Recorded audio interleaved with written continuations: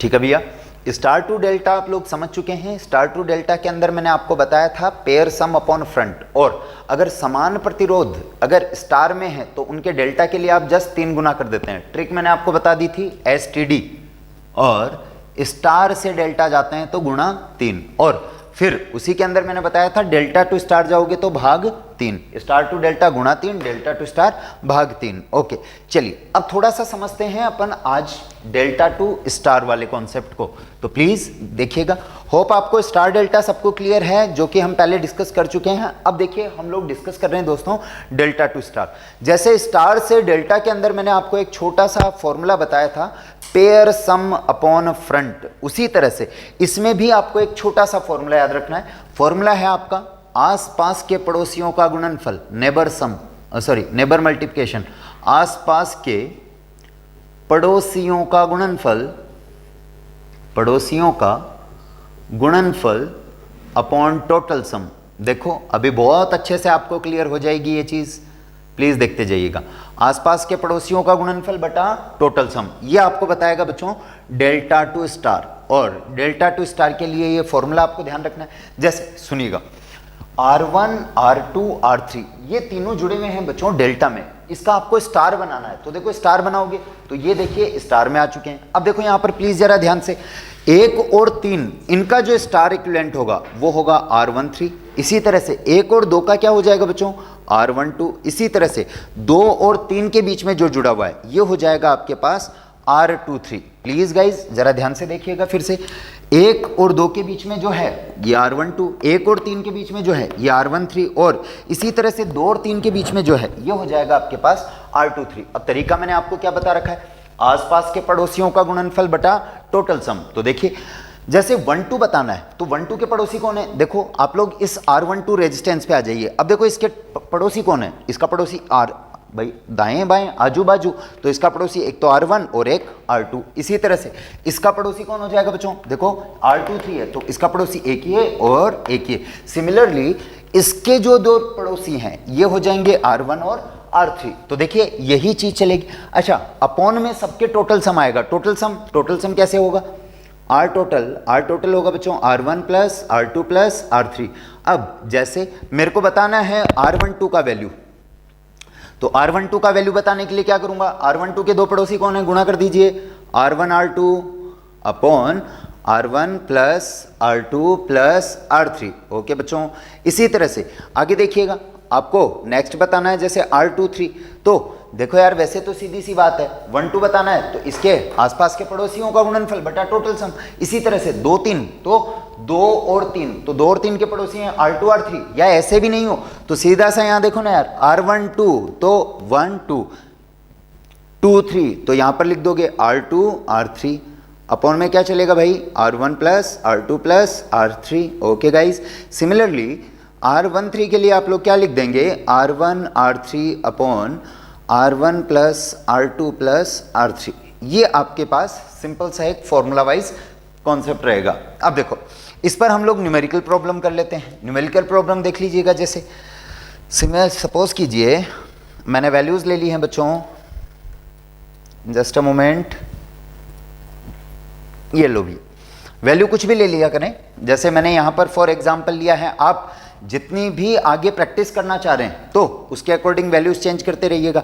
जैसे इसको मैंने ले लिया 2 ओम, इसको 3 ओम, इसको 4 ओम, सपोज करो मैंने ये ले लिया, ठीक है गाइस। ओके, अब बात करें या और भी वैल्यू जैसे चेंज करना चाहूँ मैं, 3 2 5 और इसको 5 ही कर लेते हैं। ओके, भाग देने में आसानी रहेगी।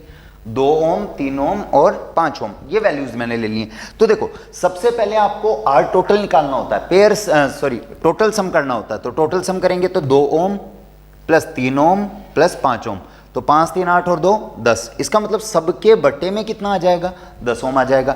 चलिए जैसे मेरे को इसका वैल्यू मैंने लिया x, इसका लिया y और इसका लिया वैल्यू मैंने आपको बच्चों z। तो x बताना है मेरे को, तो x अगर बताना है मेरे को तो x के लिए मैं क्या करूंगा, आसपास के पड़ोसियों का गुणनफल। पड़ोसी कौन कौन है, 2 और 3, तो 2 गुणा 3 बटा 10, इसका मतलब 6 बटा 10 हो गया, या 0.6 कह दीजिए, सिंपल।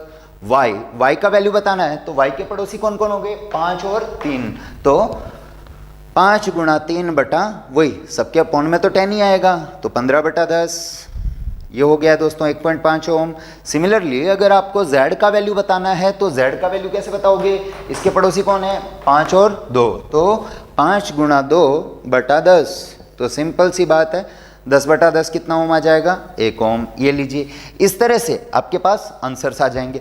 तो अब एक चीज समझिएगा प्लीज, देखो यहां मैंने क्या कहा, स्टार टू डेल्टा अगर करना था तो पेयर सम अपॉन फ्रंट वाला कॉन्सेप्ट हमने काम में लिया।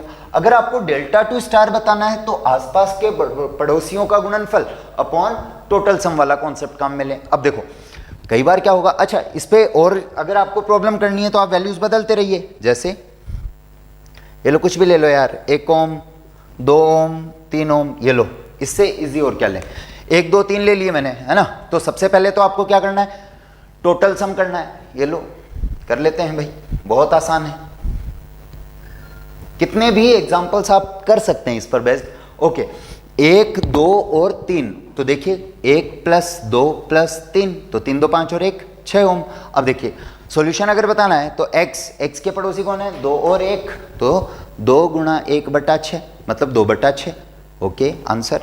इसी तरह से y बताना है तो y के पड़ोसी देखो दोस्तों 3 और 2, तो 3 गुणा 2/6 मतलब 6/6, 1 ओम आएगा। इसी तरह से z वाला बताना है तो z के पड़ोसी 3 और 1 हैं, तो 3 गुणा 1/6, इसका मतलब 3/6 मतलब सिंपल 1/2 ओम आंसर। तो इस तरह से आप बिल्कुल इजी गोइंग बता सकते हैं, कोई सी भी अगर आपके पास वैल्यूज दे दें, और अगर आपको डेल्टा टू स्टार या स्टार टू डेल्टा पूछे तो आप बड़ी आसानी से बता सकते हैं। अब एक और चीज देख लीजिएगा, अगर समान प्रतिरोध के दे दे,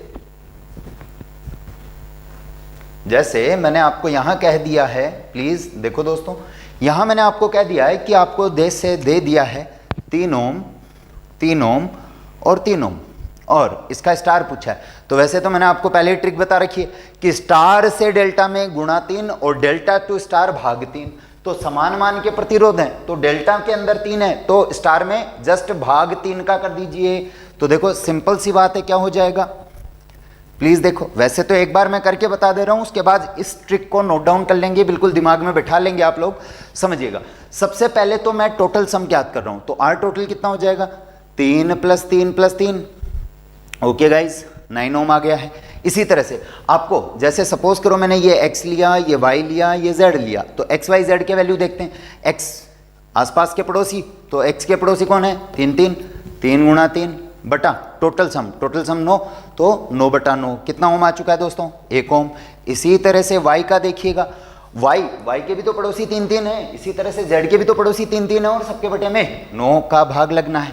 तो कुल मिला के ध्यान क्या रखना है आपको, इसके अंदर सेम एग्जाम्पल ध्यान रखें, RT 9 ओम आ चुका है, तो आपके पास x y